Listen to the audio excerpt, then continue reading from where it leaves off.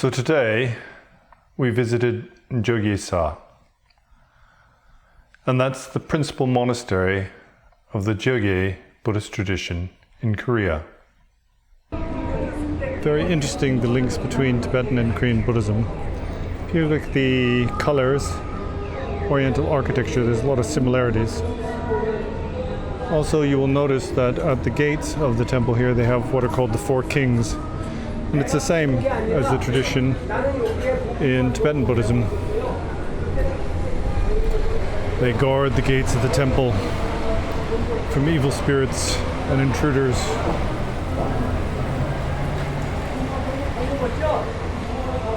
But to my mind, the Korean architecture is absolutely exquisite. And the temples are very special. This one's right in the middle of Seoul. It's a busy city. Of course, at one point, then it was a hermitage.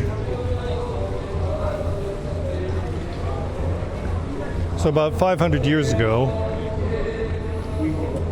then a Chinese priest, hermit, maybe missionary, traveled to Korea. And he brought with him a white pine tree. And it's planted here in front of the main temple. It's still alive, doing quite well. There's two trees. There's a Chinese scholar tree and a white pine tree. I said then they're 500 years old. And they still survive. There's something about monasteries and temples and the way that they protect the environment. And this can be seen by the preservation of the trees and the wildlife.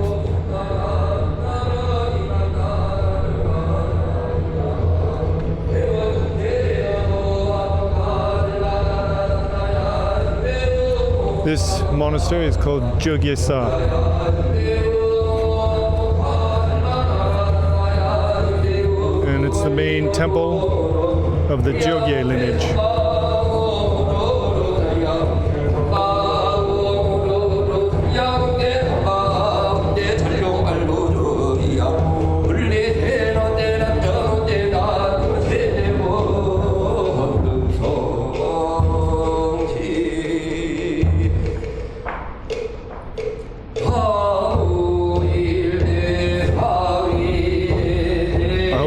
With me taking pictures.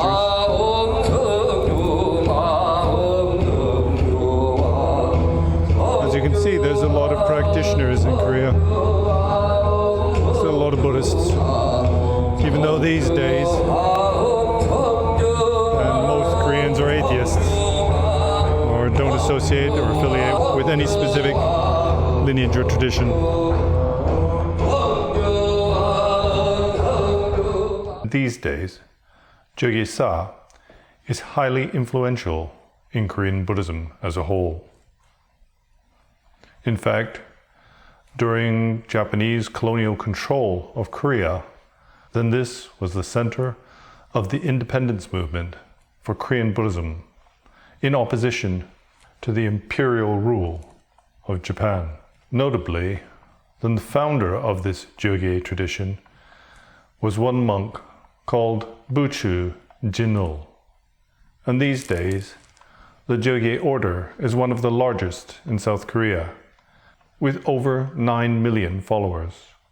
Previously, in the Shilla dynasty, Buddhism was flourishing. But by the time of the Goryeo dynasty, from the beginning of the 12th century, then Buddhism had fallen in decline. Jinul had traveled to Bomonsan Monastery on the Hagasan mountain.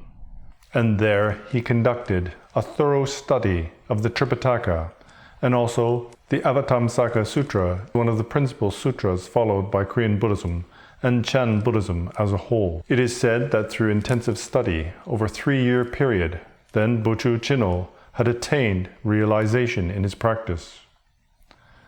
Now this is an important point, because in the West, in general, when we hear about Zen Buddhism, we believe this to be a practice that doesn't require any form of prior study. We've all heard of the lazy way to enlightenment, as promoted by the Zen Master Bankei, but seldom do we appreciate the amount of effort that these masters put into their prior studies and their meditation. And Jinul was no exception. He was someone who naturally sought solitude from an early age and entered in retreat, cutting himself off from society and practicing with no interest whatsoever in worldly concerns. But it was through his studies that he gained his first experiences of realization on the path.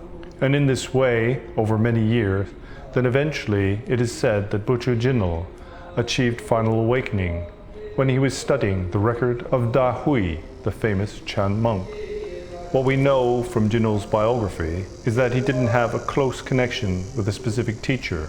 And it might be the case that in these times, with a great decline in Buddhism, that it was difficult to find an authentic master. But what we know is that from a young age, Jinul had a very high level of intelligence and a propensity for seeking solitude. Now, the fact that Jinul did not specifically rely on one teacher throughout his life is something that many Westerners will be pleased to hear, because we have this general notion that we don't need to rely on a teacher and that we can come to realization ourselves. What we read from his biography is that the catalyst for Jinul achieving final awakening was a study of the records of Da Hui. And what we know from Da Hui's own biography is that he was very critical of what he called the heretical clan of silent illumination. Silent illumination is the tradition of Shingantaza. And this isn't to say that there's something wrong with the practice of Shingantaza. It only means that many sought at that time to avoid any study, discipline, or practice, and thought that they could just, by doing nothing, achieve awakening. But this is not the case, because the masters who teach this path themselves were very diligent in their studies and their practice. So after achieving awakening, then Jinul sought to teach the Buddha Dharma and to establish retreat communities. They were communities of monks who practiced in solitude. In his own method, then he taught 3 types of practice in order to bring about realization on the path. And this was said to be an inclusive methodology. And that meant that this method did not exclude those of one particular path. And because Jinul's methods were inclusive, it meant that practitioners from different religious orders were able to participate in his communities, and so they could thrive and flourish. His first method was called Sunjuk Dunjimun, and it was based on the Platform Sutra. Essentially, the key feature of this practice is to encourage the direct perception of one's own inner nature, and does so through a practice that is the unification of conduct, meditation, and wisdom. This is very similar to what is taught in Tibetan Buddhism, where we practice the synthesis or union of view, meditation, and conduct. Jinul's second method is called Wondun Sinhemun, and is said to be suitable for those with vast doctrinal knowledge, and primarily is based upon the Huayan way of thinking. That is where the conventional and the ultimate are seen to be identical. Again, this is something that we find within Tibetan Buddhism, where we talk about the inseparable nature of the conventional and the ultimate. The third method taught by Jinul is the Ganhwa, Gyongjul Mun. It is taught to be the shortcut to observing the Hua Du. The Hua Du is the state of non-thought, and the primary method of achieving this state is to engage in the practice of koans.